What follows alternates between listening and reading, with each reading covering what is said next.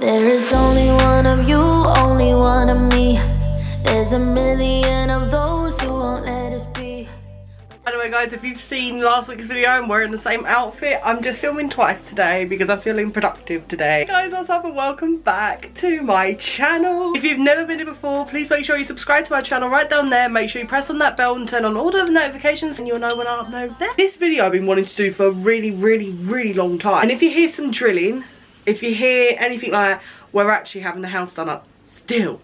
It's a project. It's a pain in the ass. I'm dreading when I move out. So I've been going through a little bit of stress. My skin has been really bad to the point where people are actually asking me questions. I kind of want to do a video to talk about it and how I deal with it in my daily life. And I want to show you some of the skincare that I do that kind of doesn't cure it but makes it a lot better and like keeps it at bay as much as we possibly can. I just want to tell you the history of my skin condition and hopefully this might make someone out there feel better, or if you've got a child that's having the same sort of skin issues. We're going to get my DIY iced coffee and we're gonna start. Okay guys, so if you watch my vlogs, you might have seen my arms like look like this, and sometimes it's on my face, sometimes on my chest or on my hand. Basically goes all over my body. And oh my god, the other week I had it on my bikini line and that's when it gets painful. That's why I have to wear granny knickers sometimes, because I can't touch anything lacy or netty too much because it does absolutely irritate the hell out of my skin. I kind of want to tell you like the history of it, like my skin condition and how I cope with it and how I grew up with it, and I'm going to show you like my skincare. A lot of people ask me what my skincare is. My flare-ups happen all the time at different times. I found niches in that now, and like a lot of people have been asking me like, what kind of experiences have you had with doctors? Do doctors do? What can they do? And I'm just going to share everything with you, so hopefully it's going to help someone out there or someone's children or a parent. I have a condition called severe plaque disorder. So that's like psoriasis but on steroids with bipolar. I'm not being mean about anyone with bipolar, but it's extremely unpredictable. There's no cure to it. It can get quite painful, not just physically but mentally as well. And I had a hard childhood with it. I had a really hard time when I was growing up with it. We're going to start off with I was a baby. So I've had it since I was a baby. They started to take me to the doctors, and back then the theory was dairy was causing it. So no matter what we did with dietary stuff, I'd have flare-ups still. When I was a child, it was the scalp that was the worst. So I don't know whether it could have been like a hormone thing when I was little, but my scalp was like on fire all the time. When my mum would brush my hair, I ended up not wanting to have my hair brushed at all because it used to be so painful and so sensitive. And flaking and drying of the scalp, and that didn't really start happening until I was about 5 or 6. We'd go dots all the time. They put me on a drug shampoo called, I think it was called Nicerel or Nicerel. It was a bright pink shampoo. It killed the pain. It didn't stop it. Unfortunately, in psoriasis or any type of psoriasis disorder, there is actually no cure.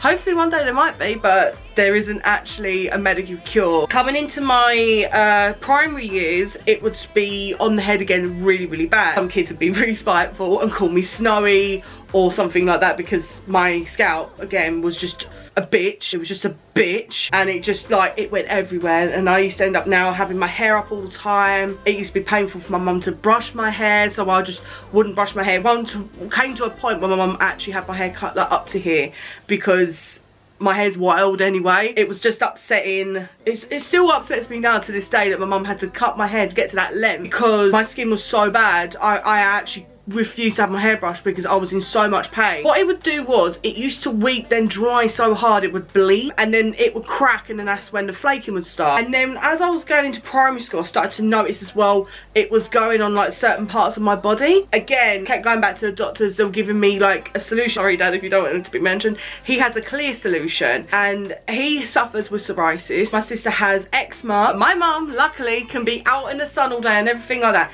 And this is where I get really pissed off. People go, oh, why don't you go in the sunbed? Why don't you just sunbathe? Have your arms out, it's summer. Do you not think? I wish I could. I get burned in March. So when I was in primary school, I started to notice it was getting a lot worse, and I would keep quiet about it, and then I'd start to wear long sleeve tops.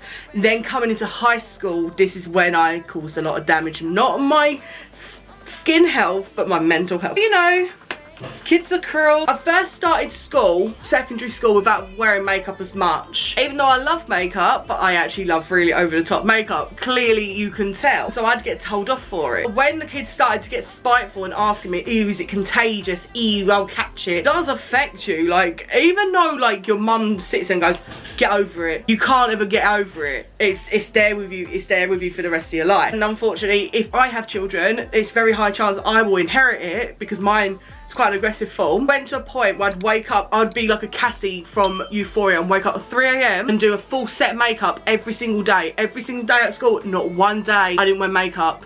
It was that bad because I wanted to cover it. And my face started to really flare up from when I was 13. Do 3 layers of concealer, not the liquid form that I use, the stick, 3 times. And then I would put 3 coats of foundation on and like 4 layers of powder. Not only I would look like just a baked creature, so my flowers start to get red on my face, they dry, and then they start to split, and that's when it gets quite painful. So the amount of times at school I was coming home and taking my makeup off and I was realising how much damage it was causing. Now I'm going to tell you about how to like sort of like cope with psoriasis and with makeup and stuff and so on and so forth. Like, yeah, so makeup started to become mature, where I love makeup. I don't now use it to enhance myself. I don't use it to make myself look better. I do it because it makes me happy, and I become like an excited kid when I open up a palette. I used to love that. I used to love that feeling when I was younger, but when I hit high school, because kids were so cruel, I would have an anxiety attack if my teacher was trying to make me take my makeup off. And obviously my head of year back then didn't know why, because I was always having my full blazer on. I'd wear my school blazer at like July. I would never ever let anyone see my skin, and it literally this is gonna make me feel emotional now. It'd be summer and everyone would be laying on the grass with their blazers off and their like shirts tied up, and then I couldn't do that because I was so scared of like kids seeing my flare up and making me feel worse than I already did. And I know kids out there still suffer with it, like, and I know kids are cruel. I missed so many opportunities as a kid. Went to pool parties fully clothed. Never went into a pool because I was scared that people were going to see the skin. It sticks with you for the rest of your life. Even though like you're told by your parents, get over yourself, blah blah blah blah blah, you never move on from it. You'll never forget it, and you'll never forgive the kids that done that to you. Now I'm okay with it. I'm out now, like I work in retail, my shirts are up to here, my skin's out there. I still get nasty comments, but now I think you have it on, it's there with me. So what's the point of covering up and feeling the anxiety of always covering it up and then being fully clothed like in summer and be uncomfortable and being super hot? It does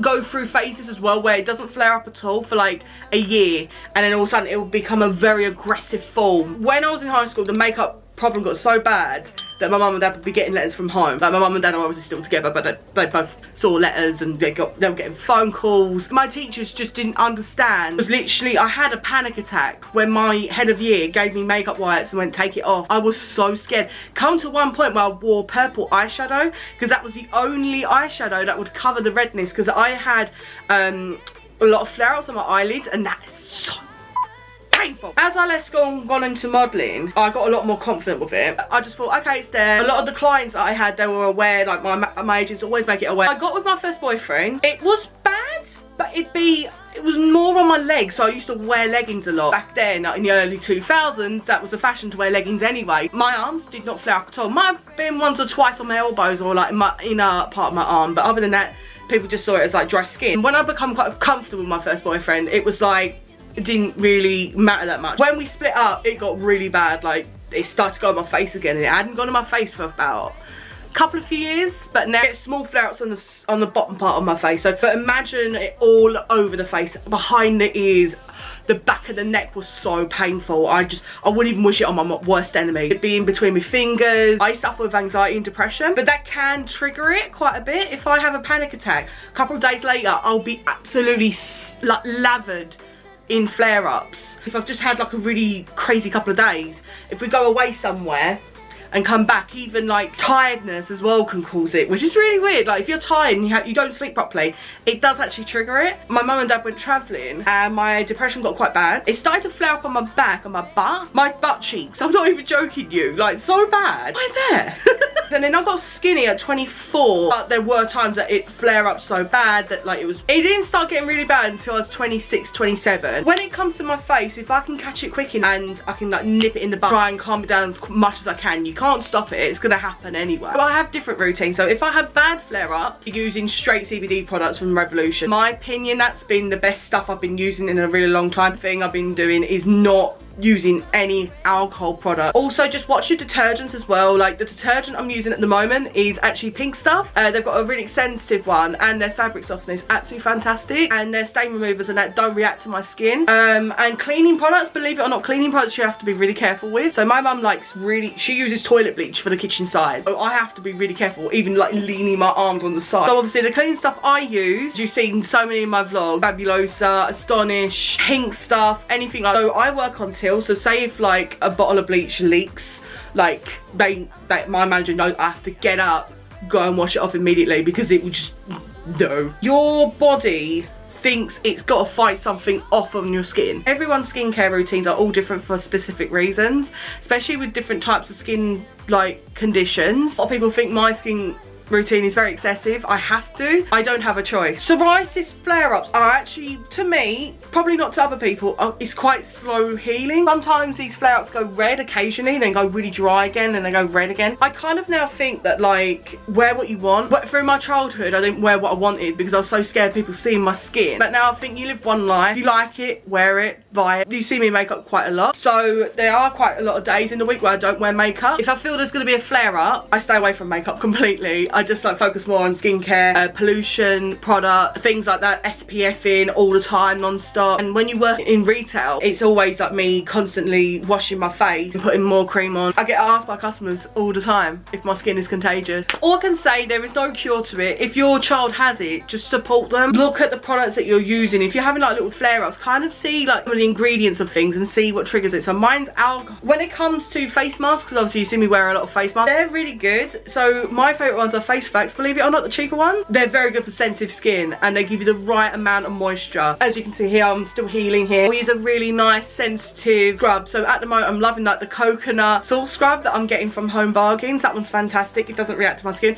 Just don't rub too hard and too long. Everyone's skin's different. We all need different products. So the best thing I've used is CBD, but it might not work for someone else. There's pollution sprays and also pollution creams that you can use, which I use quite often because I work in a shop that has a lot of aircon. So aircon actually can cause a lot more bacteria in that. When I'm at the stables, I have to be quite careful. So I wash my face with water and just keep putting a little bit of sun cream on in the summer. That's why I always wash my makeup brushes constantly and stuff. Well guys, I hope you enjoyed that. A lot of people were suggesting this to me on the community page for quite a while actually. I hope that brings a bit of light to the condition. Like, someone has a kid who's suffering with it, I hope it will help you somehow to make them feel better.